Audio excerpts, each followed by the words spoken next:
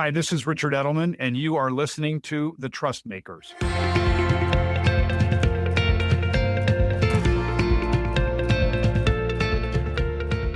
Hi, I'm Sat Dayal, Managing Director of Technology at Edelman, London.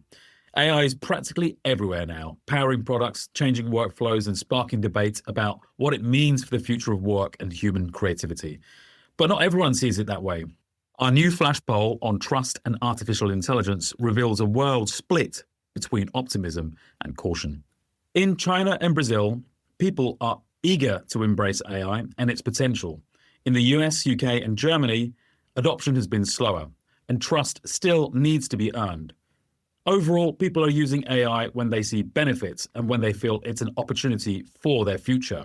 To explore what's behind these divides and what they mean for leaders and organizations, I'm joined here by Benedict Evans, technology analyst and advisor who helps global businesses make sense of innovation.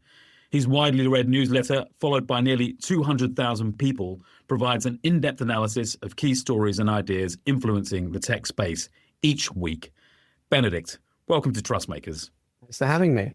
You've said it before that technology waves don't just add new tools, they reshape entire systems. If AI is another one of those waves, what system level change do you think we're underestimating right now?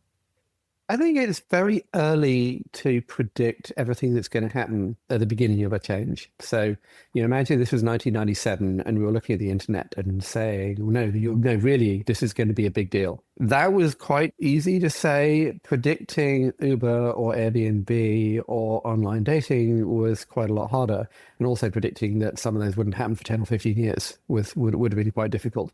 The same thing looking at mobile in 2005 or even 2010, when pretty much everybody thought that mobile was going to be some kind of PC accessory rather than realizing that mobile meant PC would be a mobile accessory. And I think it's kind of the same now. This is clearly a huge deal. This changes everything. That's easy to say. Working out like exactly what that will mean is a lot more difficult. I mean, there's an old line that it was easy to predict mass car ownership, harder to predict Walmart. What would actually happen once everybody had a car. We're sort of at that point today. And some of the building blocks that I think are kind of useful to look at, though, first of all, to try to break this apart, it's more useful to think about this as a new kind of automation and to think, well, what is it that we can automate with this that we couldn't automate before? We can automate things that computers couldn't do before. We can automate kind of anything that kind of a 10-year-old or a 15-year-old could do. You could think of this as giving you infinite interns. So what industries have got a bunch of stuff that you couldn't automate before? What are things that you couldn't do because computers couldn't automate this? And there's sort of easy, obvious, early things you can do with this, but there are other things that will take longer to see. I always lament this story of the early smartphones when I was trying to convince people that they'll be on the internet on their phone, and they were saying, why would I need a different device for the internet than I do my phone? I just want a phone to call people. I want my laptop to use the internet. And the same people now, I can't get a call off them. They won't speak to me on the phone. They'll only chat to me on a WhatsApp. When I think about that, the kind of things that we stopped doing, I guess, is there something that in terms of the waves of AI that we should consider there? What are the things that people might stop doing? So when technology is fully deployed, we don't really see it and we forget what the world was like before we had it. So, when you get into an elevator now and you press the button, you don't say, I'm using an automatic elevator today. And we forget what it was like before you had a mobile phone. I remember when I just left university and everybody got a phone. And one of my friends said to me, Benedict, we don't make plans anymore because you would just text and call to arrange where we were meeting. Whereas before that, like if you left home and you didn't go to the right bar, well, then you just went home. That was it.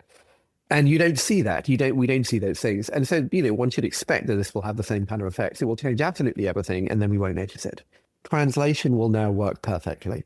Creating video will become massively cheaper. Creating images will become massively cheaper. And obviously that comes with problems of slop and abuse. We should expect more waves of democratization and more waves of automation and more waves of things that were kind of theoretically possible but really expensive, becoming just part of the way the world has worked and becoming almost free.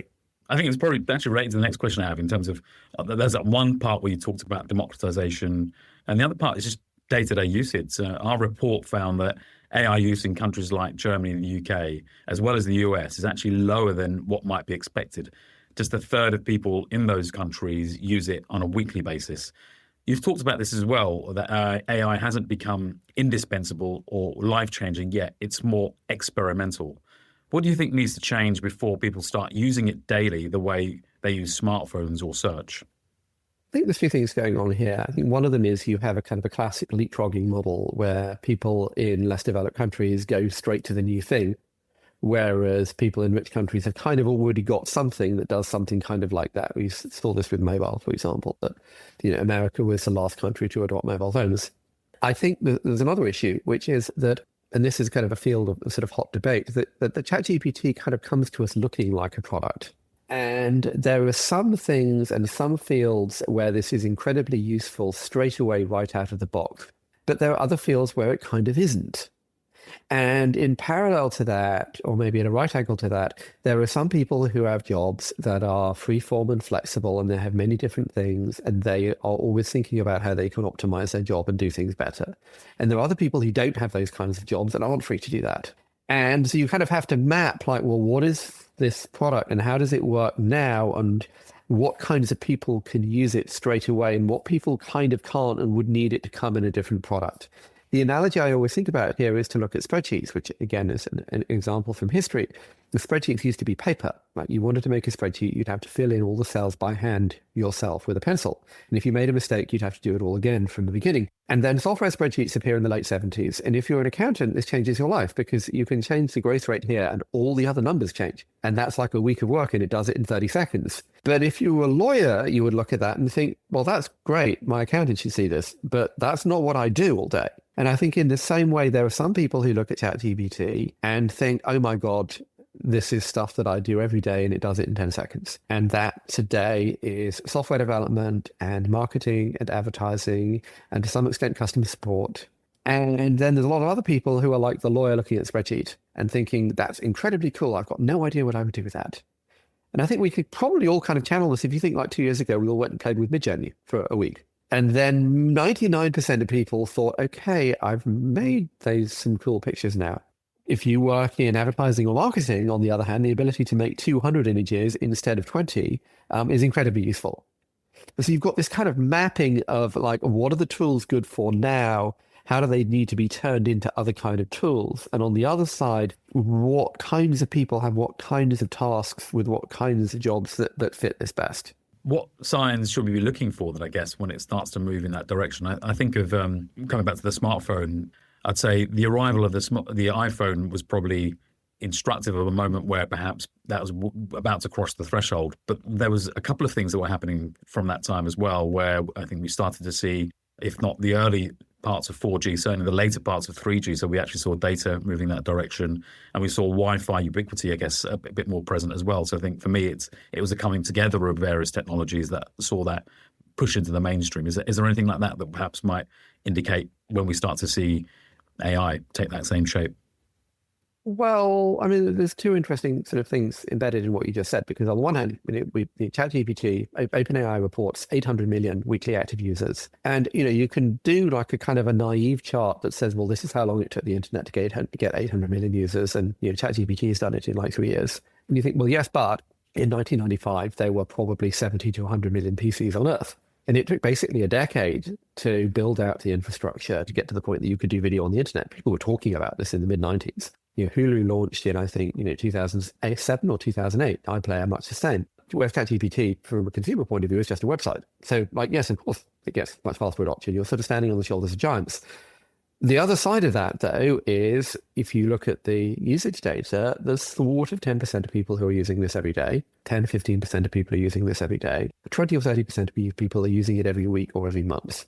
And it's one thing to say, well, obviously it's not 100% of people using it yet. It will take time. More interesting to me is to say, well, why is it that somebody knows what this is? They've got an account. They go to it regularly. They know how to use it, and they can only think of something to do with it once a week. If you'd gone back and said, well, Instagram changes the world. I love Instagram. I use it once a week. No, you're not using it then.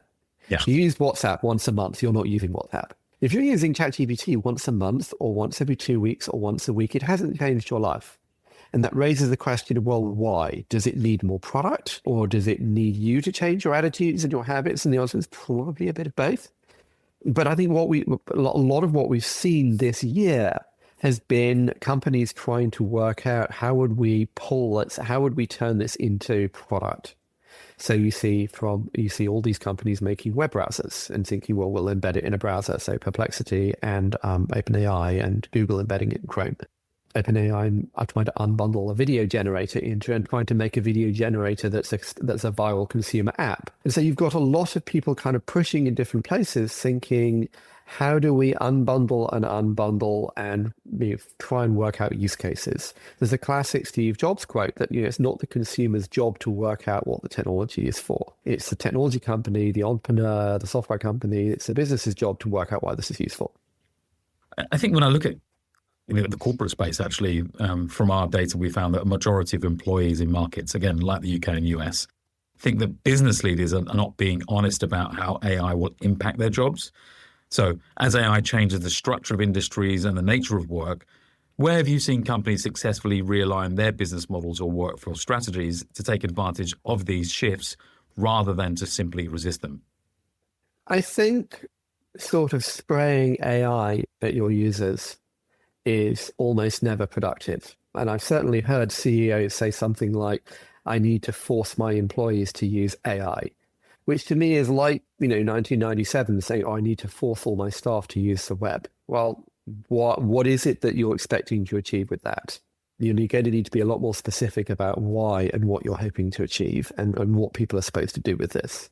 I think there's a lot of sort of fear about what this means for employment, particularly sort of graduate employment. And again, as I said earlier, you have to kind of break that apart because we've gone through many waves of automation before, and yet we still have jobs. 90% of us were peasants 200 years ago. We worried about the harvest. Think about what computers did to employment. Think about what the internet did to employment. And the answer is always, well, there are some industries that kind of go away. There are some industries where you do the same work or more with a tenth as many people. But then there have been all these waves of new jobs and these waves of new things that you do because of this new technology. And there doesn't seem to be any kind of a priori reason why this would be any different from that. Those changes also come with friction. And, if you were employed as a typesetter at a newspaper in the 80s, that was pretty painful. But the net result has been better for all of us.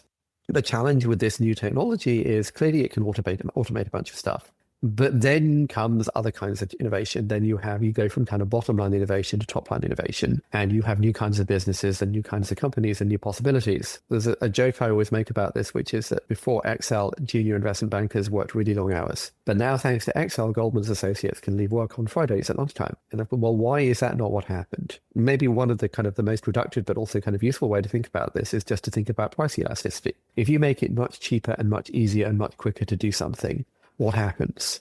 It might be that you do that work with many fewer people, but that's not the only thing that can happen. It may also be that you do much more work with the same number of people, or it may be that you do a whole new thing that you couldn't have done before because you've got this new thing, which of course is what happened with computers and the internet and every new technology. And I don't think there's any particular reason to think this will be different. Yeah, I was watching a fantastic film a little while ago about the early mathematicians at NASA, and they were defined as the human computers. And a nice little story there about how one of them helped NASA install some IBM machine simply because they didn't have the capability to do it. So one job went, another one emerged because they were there at the right time with the right understanding about how these things work to be able to drive that. Yeah, and computer used to be a job title. Job title, right. An obvious point. You go back and watch movies about, about the workplace in the 80s, and you see there's this whole floor full of secretaries. They're typists. You have a typing pool. What the hell is a typing pool? That's a great point. I think, actually, one of the insights from the report that we had was that trust in peers, not necessarily experts or leaders, is the strongest predictor of confidence in AI.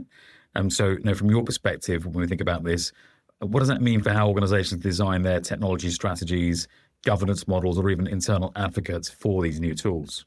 The challenge is not to treat this as technology push. It's not to say, okay, you have to use something called AI, and I'll dock your salary if you haven't used AI 3 times a week, which is very like saying, you have to use the cloud, or you have to use the web. And if you don't open the web browser at least once a day, then HR will come and talk to you.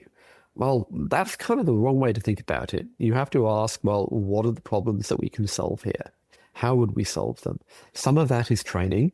Some of that is thinking from a CIO and a CEO perspective of how this changes how we might do our business. I think about it from the everyday perspective as well. Just the very idea of using the tools as cheating, which I found quite interesting. You know, I did my job 10 times faster, better quality, but if I'm using an AI tool, maybe I'm cheating, so maybe I shouldn't use it. And that being something that's heard perhaps from a top-down perspective, but also a kind of peer-to-peer perspective. But this idea of the tools being a cheat, I found quite fascinating. Yeah, which comes back to particularly something like synthesizers. This is cheating. But also, I think our generation, we went through a whole debate at school about whether we should be using calculators. And of course, the joke is we were all told, well, you won't always have a calculator in your pocket. Well, guess what? The same thing with spell check. We go back to the 80s, spell checking was cheating, grammar checking was cheating. The same thing here. I think maybe kind of a more productive way to think about this is what's the product that you're providing and why is the customer buying it? Are they buying authenticity? You think about this in the context, say, of the music business. You could get something that makes something that sounds kind of like Taylor Swift, but that's not why people like Taylor Swift. They like her story and her vision. There are other kinds of music where people don't care about the vision and the authenticity at all. They just want, 3 hours of vaguely soft, jazzy sounding piano music while they drive an Uber. Sometimes people want trust, authenticity, curation, experience, recommendation. Sometimes they just want a generic thing. And obviously, if you work in professional services and you're billing by the hour, this becomes an interesting question. Your customer probably knows, well, I'm paying you by the hour and you did this in 1 hour instead of 10 hours. So we probably need to have a conversation. But the value you're delivering to them is not 10 hours of your time. You're delivering a solution to their problem. No, absolutely. Switching gears slightly, we found that people are more enthusiastic about adopting AI when they see tangible benefits like efficiency, problem solving, and understanding complex information. You wrote recently on LinkedIn that a lot of professionals' tasks people talk about automating aren't actually on the internet and aren't found, therefore, in the training data that LLMs use. Can you just expand on that a little bit for us? I mean, there's a sort of narrow point here, which is if you want to build a model that can make a thing, well, the models are trained on basically all the text on the internet and all the text that you can get that's publicly available. So they're trained on every web page, every law, every legal debate, every court case, every patent, every piece of text that's publicly available, plus, to be frank, some text that maybe shouldn't have been publicly available. But that doesn't contain the memo that you wrote 3 days ago to a client that has a big problem. It doesn't contain all the spreadsheets made inside investment banks or private equity firms or accountancies. It doesn't contain all of the email threads within the audit for a giant company. It also doesn't contain everything inside Salesforce. It doesn't contain everything inside SAP. It doesn't know everything that happens inside all of those flows. And so if you want to automate sales emails, you haven't seen any. I think that's the when people are looking at the magic of it all, I think there's an understanding of where the training data is actually coming from. It might actually help better understand, where the limitations are. I think me and you have talked about it in the past about the difference between the deterministic type of AI versus the probabilistic and the benefits and the downsides to each. It's interesting. You still have these regular stories of lawyers who've asked ChatGPT to find them precedents, and it makes things that look like precedents, and they don't understand this isn't a database. The inverse of this is people misunderstand it and think it's lying, and that's not what it's doing either. It's saying what would a good answer to that probably be? The best way to understand this actually is to look at image generators, which are not large language models, but it's kind of a similar concept. If I asked an image generator to make me images of CEOs, by default, they'll probably mostly be white men, not because it thinks that white men are the only people who are good at being CEOs, but because that's what's in the training data. Most CEOs are white men, like it or not. Something we want to change, but that's what's in the training data. And so you have to be kind of careful in understanding what this is and how it works and mapping that against how that would be most useful. Look, final question. Much of your analysis helps people see the pattern behind the noise. If AI is the new noise, what pattern do you think most people, and especially those amongst perhaps the policymakers or the executives out there, what are they missing? I mean, I mentioned earlier a phrase I always like using, which is that AI gives you lots of interns. And one answer to that, one way to think about that is like you want to listen to every call coming into the call center. Tell me which customer's angry. I want 200 images for this campaign. 50 of them will be terrible, but 100 of them will be really good. And that's a lot easier than me making them myself. It's giving you infinite interns. But the other side of it is What happened if you had one intern that was infinitely fast? If you had one intern that could listen to every call coming into the call center? If you had one intern that looked at every ad on the internet or every ad for CPG, then it would see things that no person would see because they couldn't see all of this. Not because they're like, quote unquote, more clever, which is a very fuzzy concept, but because they're faster. Just as, a database is doing the same as a filing clerk, but it's doing it much, much, much, much quicker. And so that unlocks new things.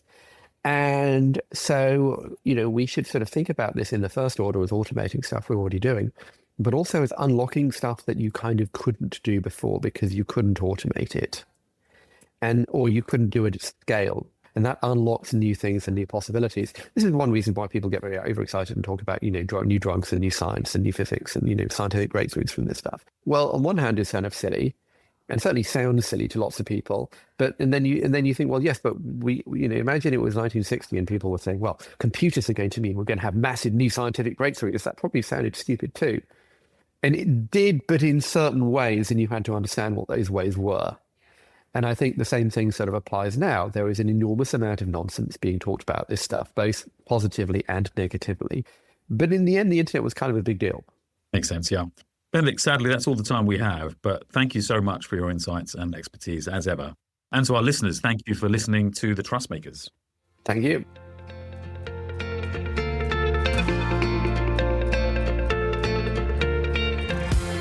Thank you for tuning into The Trust Makers, an Edelman podcast in partnership with Advertising Week, where we speak with leaders and other trust builders across institutions. See you next time.